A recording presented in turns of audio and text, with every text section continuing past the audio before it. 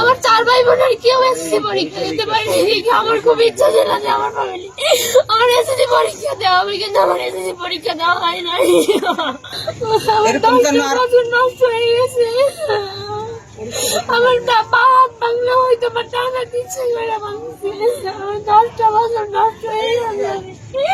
আমি এত কষ্ট লেখাপড়া করছি। আমার ফ্যামিলির অনেক স্বপ্ন ছিল জানি এসএসসি পরীক্ষা দেব।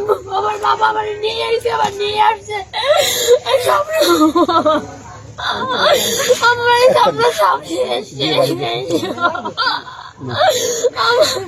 আমার 4 ভাই বোনের কেউ এসএসসি পরীক্ষা দিতে পারেনি। আমার খুব ইচ্ছা ছিল যে আমার ফ্যামিলি আমার এসএসসি পরীক্ষা দেওয়া হবে, কিন্তু আমার এসএসসি পরীক্ষা দেওয়া হয় নাই। আমি একটা পরীক্ষা দিয়েছি। আমি আর কোথাও কেমনি দিব কি করছে রান্না করতে গেছে, এখন বোমা যায় দেখে তারপরে ও সিলেসিলি করে যে পাতিল কোথায় ধোমাটা যায়, কোথায় যায় ওর বিল্ডিং এ, কার বিল্ডিং? নজরুল বিল্ডিং এ। তারপরে দিয়ে ধোমা যাওয়ার পরে দিয়ে এখন ডাক লইছি পরে ও আইয়ার পাতিল সব লাথি মেরে ফেলাই দিছে। ও স্কুল থেকে আসছে, আসার পরে বলার পরে ও জিজ্ঞেস করছে কাকু ওইগুলা করলেন কেন আপনি? এরপরে দিয়ে ওর হাত থেকে মোবাইলটা নিয়ে গেছে। যখন মোবাইলটা আমরা আনতে গেছি এই সময় ওরা আতুর দিয়ে বাড়ি মারছে। মনে করছে ভিডিও করে, হাত থেকে মোবাইলটা টাইলে লয়ে গেছে। আর আমি গেছি মোবাইলটা চাইতে যে মোবাইলটা দিয়ে আমার জমি জমালয় বহুত বিল্ডিং নিয়ে গ্যাঞ্জাম হয়েছে। গ্যাঞ্জাম হওয়ার পরে সেগুলো সমাধান হয়েছে। সমাধান হওয়ার পরে ওই সালিশিদার ইকবাল ভাই গেছে, এরা সমাধান করে দিয়েছে। সমাধান করার পরে এই পর্যন্ত রয়েছে। রওয়ার পরে আমার ঘরের সামনে ওয়ালটা দেখতে গেছে, ওয়াল গাছে। তারপরে কোনো কিছু করি নাই। মেম্বার ছিল, হ্যাঁ, তারপরে ইকবাল ভাই ছিল, সবাই করে দিয়েছে। তারা নিচে বাধা দিয়েছে ওই ওয়াল ইজমালি সম্পত্তিতে কোনো ওয়াল হবে না। সেইখানে ওয়াল করছে। ওয়াল করার পরও তারপর আমি কোনো কথা বলিনি।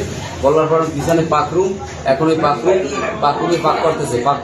পাক করার সাথে ওই বিতির আম্মু ওইখানে পাক করতেছে। পাক করার অবস্থায় যাইয়েই আমার বিল্ডিং এ ধোঁয়া যায়, হ্যাঁ এখানে ধোঁয়া যায়, চুলো মুড়ে বন্ধ করো। এই বন্ধ করার পরে লাথি মারিয়ে তরকারির পাতিল এবং ওই চুলা ভাঙিয়ে ভাঙচুর করে এই করে বাদের ডেক্সি ভাঙিয়ে ফেলাবার পরে এর ভিতরে মেয়ে আসছে। মেয়ে আসার পরে কাকু তাই আমি তরকারির পাতিল পাক করে এই অবস্থা আপনি লাথি মারলেন কেন, ভালাইলেন কেন? হ্যাঁ হ্যাঁ তোরটা কইতেই জানানোর সময় জমা দেওয়ার সময় খেয়াল ছিল না। এই খাওয়া দিয়ে ওর কাছ থেকে মোবাইল নিয়ে যায়। ও যে মোবাইল আনতে গেছে, এই মোবাইল আনতে যাওয়ার পরও আতুর দেওয়া বাড়ি মেয়ের সাথে কথা ও আর রাহাত 2 ভাই। রোগী আমার কাছে এসেছে। ও হচ্ছে এবার এসএসসি পরীক্ষার্থী। আমি ওকে দেখেছি, দেখার পরে ওর হচ্ছে যে জায়গাটা একটা ওপেন ওন্ড আছে, তো ওপেন ওন্ডটা আমি হচ্ছে প্রেশার ব্যান্ডেজ দিয়ে দেন হচ্ছে আমি ওকে ইনভেস্টিগেশনের জন্য পাঠিয়েছি। তো ওখানে পরে দেখার পরে ওর বেটার ম্যানেজমেন্ট আমি হচ্ছে তাকে সরকারি যে আমাদের মেডিকেল শেরেবাংলা মেডিকেল কলেজে রেফার করেছি এবং রোগী রেফারের কাগজ নিয়ে অলরেডি চলে গেছে। নজরুলের বাড়ি কোথায়? আমার কাকা হয় আপন, আমার ঘরের পাশে। কি কারণে মারছে তোমারে? আপুর লাগে ওই যে দ্বন্দ্ব ছিল, এই জন্য ঘরের পাশে দোয়া যায় দেখে এই জন্য। তো তুমি আজকে কি পরীক্ষা দিছো? হ্যাঁ আমি পরীক্ষা দিয়ে আসছি, তারপরে জামিন হয়েছি। তারপরে আমার ফোন নিয়ে গেছে, ফোনের ভিতরে 5,000 টাকা ছিল। এই ফোন আনতে গেছি বলে হাতুর দিয়ে বাড়ি মারছে। তুমি কোন স্কুল থেকে পরীক্ষায় অংশগ্রহণ করছো? তো ফের এখন জানখালি। তোমার কেন্দ্র ছিল কোথায়? আমার কেন্দ্র ছিল তুষখালী। তুষখালী। তা হাসপাতালে আসার পর ডাক্তার কি বলছে? ডাক্তার বলছে যে হাড় মনে হয় ভাঙে গেছে, ভাঙছে, এখন বরিশালে যাইতে বলছে। এখন কি তুমি বরিশালে যাও? হ্যাঁ।